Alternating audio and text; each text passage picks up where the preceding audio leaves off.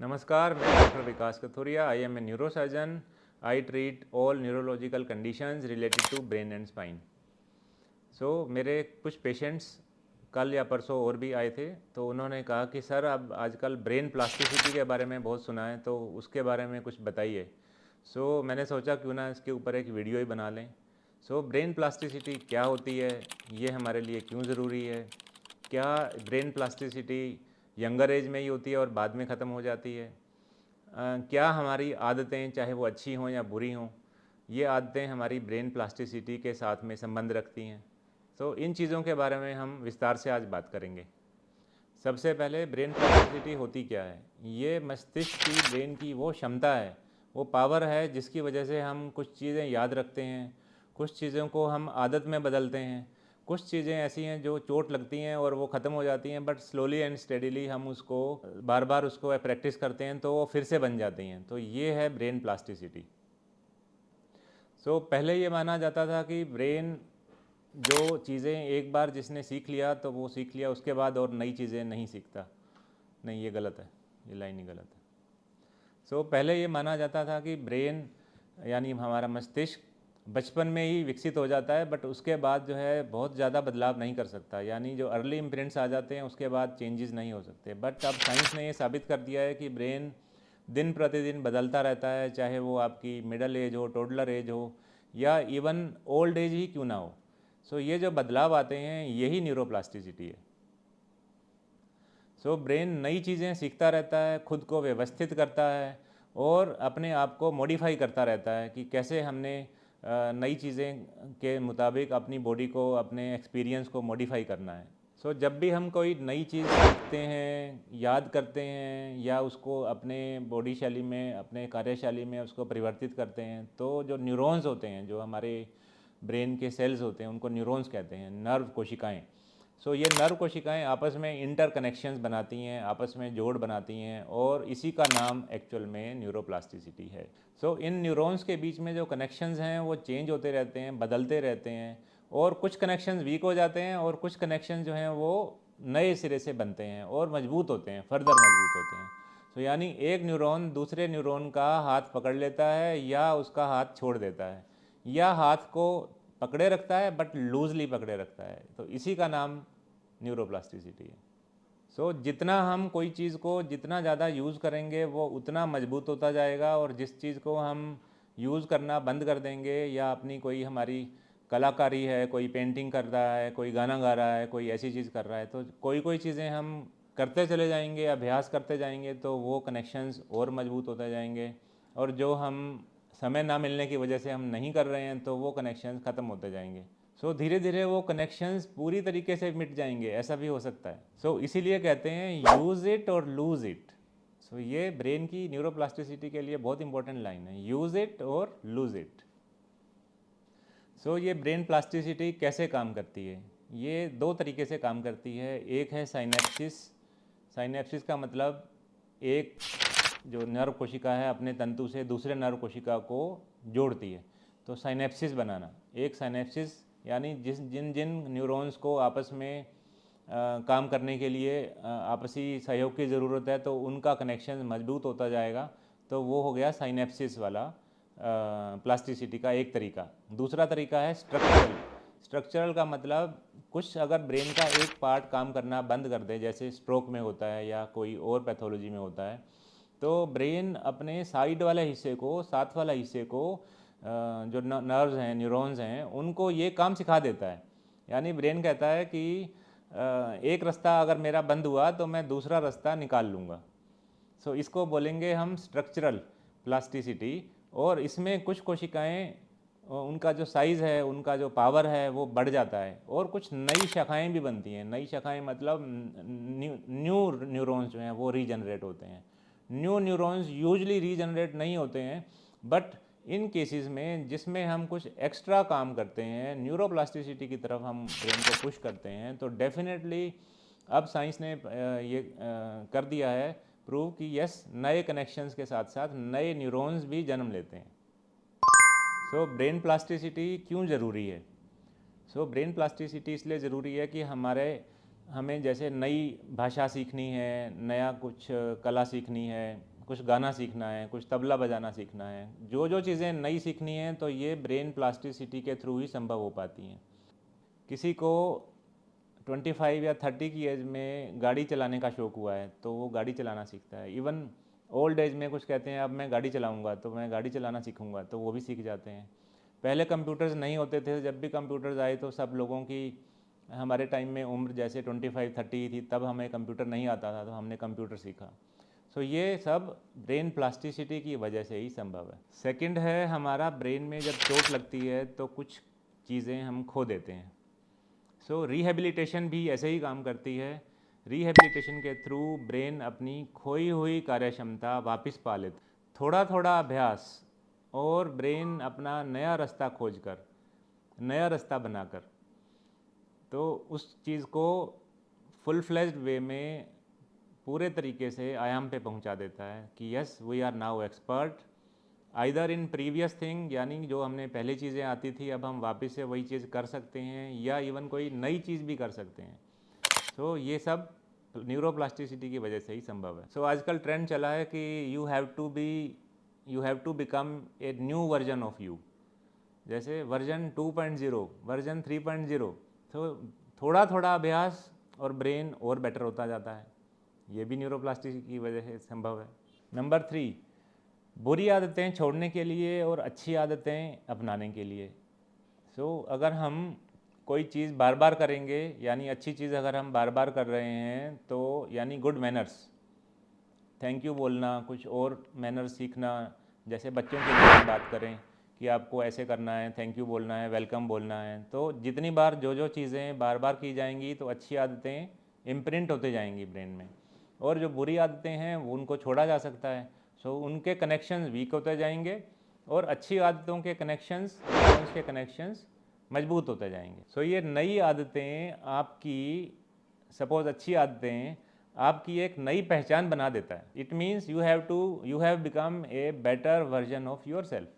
फिर है mental health better करने के लिए, यानी हमारे को तनाव है, सोशल हमारी नेटवर्किंग है, तो इन चीज़ों को बेटर करने के लिए हमें न्यूरोप्लास्टिसिटी की आवश्यकता होती है। इसमें क्या होता है कि अच्छा रूटीन, अगर हमारा अच्छा रूटीन है, जल्दी सुबह उठना, रात को जल्दी सोना, एक्सरसाइजेज करना, तो ये भी एक नए कनेक्शन बनाता है। यानी आपके ब्रेन में अंदर से ही इच्छा होती है कि यस मुझे उठना है, मुझे काम करना है, मुझे व्यायाम करना है और मुझे कहीं जाना है, एक्टिविटी करना है। इससे याददाश्त भी बेटर रहती है और उम्र बढ़ने के साथ साथ हमारे ब्रेन की कमज़ोरी भी नहीं आती। क्या ब्रेन प्लास्टिसिटी हर उम्र में होती है? Answer is yes.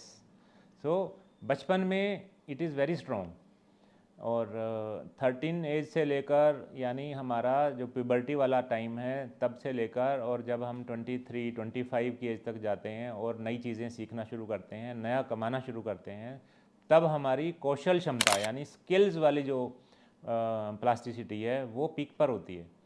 तो क्या मिडल एज में और ओल्ड एज में ये भी मेंटेन रहती है? फिर आंसर इज़ यस।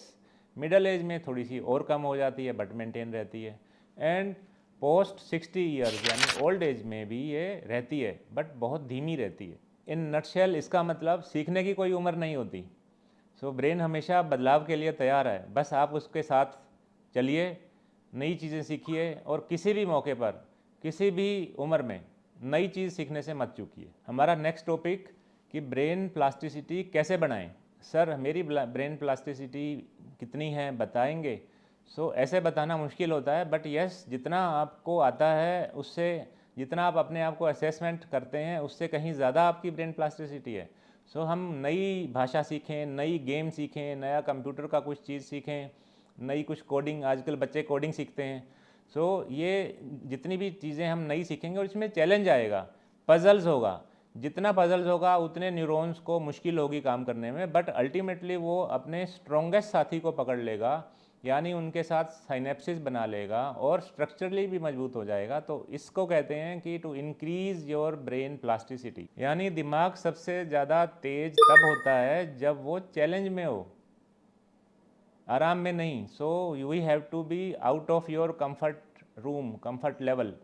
जितना आप चैलेंजिंग वाले रूम में हैं, चैलेंजिंग वाले एरिया में हैं, तब आपका ब्रेन सबसे ज़्यादा शार्प हो सकता है। रेगुलर एक्सरसाइजेस, व्यायाम करना, मॉर्निंग में ताज़ी हवा खाना, पोल्यूशन से दूर रहना, एक्स्ट्रा हाई साउंड से दूर रहना, बट मेडिटेशन करना, ये सारे हमारे ब्रेन में जो ब्लड फ्लो है उसको बढ़ाता है। और ब्रेन में एक बार ब्लड फ्लो मेंटेन रहा, बढ़ा रहा, ऑलमोस्ट हर रोज़ बढ़ा रहा, यानी आपकी रूटीन दिनचर्या से ऐसा ही बढ़ा रहा, तो उसको regular supply of oxygen, blood, nutrition ज़्यादा बनेगा। तो उसका मतलब हमें नए कनेक्शन बनाने में, क्योंकि एनर्जी की ज़रूरत तो होती है, कहाँ से मिलेगी? न्यूट्रिशन से मिलेगी, ऑक्सीजन से मिलेगी। सो जितना ज़्यादा हम ब्रेन का ब्लड फ्लो बढ़ाने के इनडायरेक्ट रीजंस को पहचानेंगे, यानी व्यायाम, ऑक्सीजनेशन, डीप ब्रीदिंग, मेडिटेशन, उतना हम इजीली ब्रेन प्लास्टिसिटी को उपयोग कर पाएंगे। अच्छी नींद क्यों ज़रूरी है? प्लास्टिसिटी के लिए अच्छी नींद भी ज़रूरी है। So during the sleep brain छोटे छोटे न्यूरॉन्स के आपस में कनेक्शन जो हैं, जो दिन में हमारे बने थे, तो उसको फर्दर स्ट्रॉन्ग करता है, यानी उनको पक्का करता है। जो हमने दिन में सीखा, सोचा, समझा, उसको काम में लेकर आए, तो वो ब्रेन के न्यूरॉन्स के कनेक्शंस रात को पक्के होते हैं। वेरी इन सिंपल लैंग्वेज, वो इम्प्रिंट में बदलते हैं। और जो आपने छोड़ दी चीज़ें, यानी जिन न्यूरॉन्स का काम नहीं हुआ, यानी उनको उस बैड हैबिट से उस चीज़ को रिपीटिशन में नहीं आए, तो वो कनेक्शंस डिलीट हो जाते हैं। यानी ब्रेन में रात को कनेक्शंस बेटर होते हैं, मजबूत होते हैं, और कुछ कनेक्शंस डिलीट भी होते हैं। सो इसलिए sound sleep is very essential. So role of stress in brain plasticity, तनाव जो है वो हमारे ब्रेन के हिप्पोकैम्पस वाले एरिया को कमज़ोर करता है और यादाश्त कमज़ोर करता है। और जो यादाश्त का मुख्य केंद्र है वही तो हिप्पोकैम्पस है। और उस हिप्पोकैम्पस के अंदर ध्यान, म्यूज़िक, अच्छा वातावरण तनाव कम करने में हेल्पफुल होता है। ये हिप्पोकैम्पस की एक तरीके से खाद हैं, उर्वरक हैं, कि ध्यान लगाना, म्यूज़िक अच्छा सुनना, अच्छा वातावरण में रहना, ऑक्सीजनेशन, यानी stress free atmosphere will nourish your hippocampus and slowly and steadily your neuroplasticity will improve definitely. So दोस्त, परिवार और संवाद, यानी मैं फ्रेंड के पास गया, हमने बातचीत की, मैं अपने रिलेटिव्स को मिलने गया, हमने बातचीत की, पुराने चीज़ों को खंगाला, आपस में कुछ शेयरिंग किया, संवाद।